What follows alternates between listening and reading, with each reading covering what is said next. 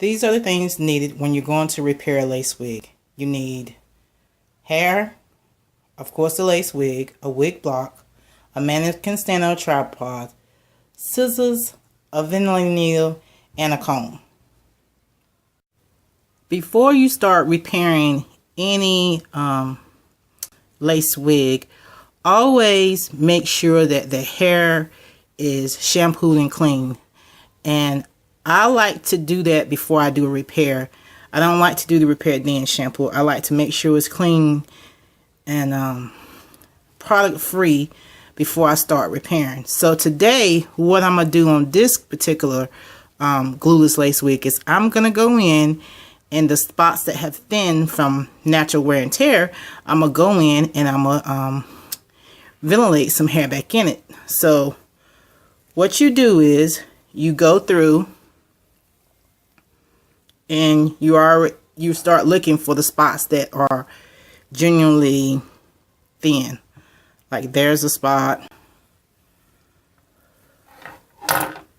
Sorry. And here's the main spot right here. So what you're going to see me do is you're going to see me ventilate the hair back into these holes so you can see them. Now it's going to shed again, so don't be telling your clients, oh, once I ventilate it's not going to shed. Once I seal the knots, yes it will, because every time you shampoo, I don't care if it's a lace closure, lace frontal, whatever knot sealer you may put up there, it goes right back, it washes right back out. So right here is the main area. Everywhere else is okay, but just like right up in here, in that one little spot over there. So that's the spot we're going to work on. This is the hair we're going to use. So I'm going to use some brown too, but in order to give my client some more highlights, since she likes blonde, I ordered this and I did it with the 1B and 27. Remember what I said about the colors from each vendor is a little different. So I'm going to be using this hair right here. And I am using my German needle. And this particular needle, I think the oct on this needle is 1 to 2 strands, which is fine with me because I want some of these highlights to be subtle. I don't want them to be too look like it's too perfect put together. So this is what I'm going to be using. Sometimes when you have a ventilated needle, it has a brass holder. This right here is my favorite right now. I started out with a brass holder, and Asian needles were my favorite. So this right here is what I'm going to be using for this video right here. And of course, I have my trusty wig block. All I'm going to do is pin the lace wig down enough so it doesn't move. And this is a size 24. Guys, this is an old one, so pay no attention to how much stuff I have on it. And I'm also have my mannequin stand, or you can get the tripod. For this video, I'm going to use this one because what's going to happen is I probably end up having to ventilate in my lap. And that's what happens a lot of times because it's a lot easier to do it that way. So let's begin.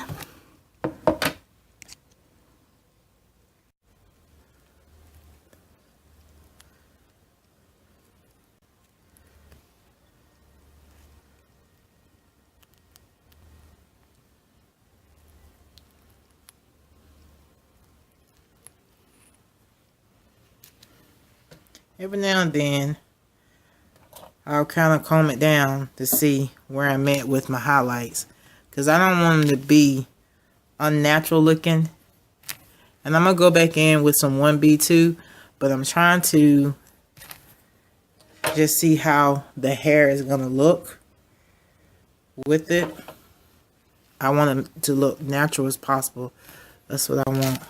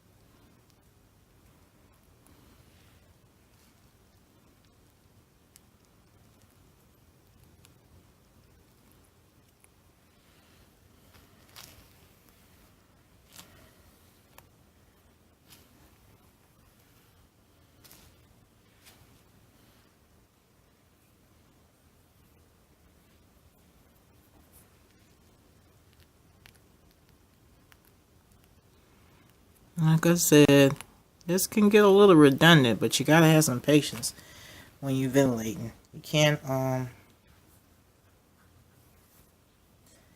takes a little time, but like I said, this is just a repair. So repairs does not take nearly as long as it does making one of these.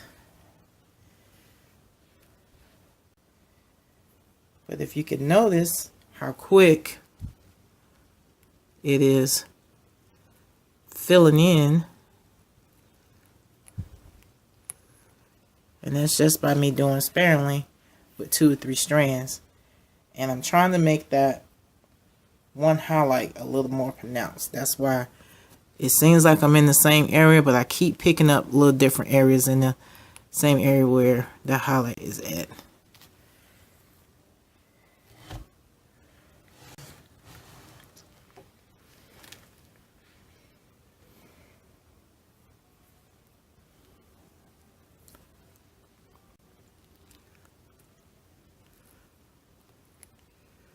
And what I'm going to do is not thinning in the front. It's just thinning like on the side.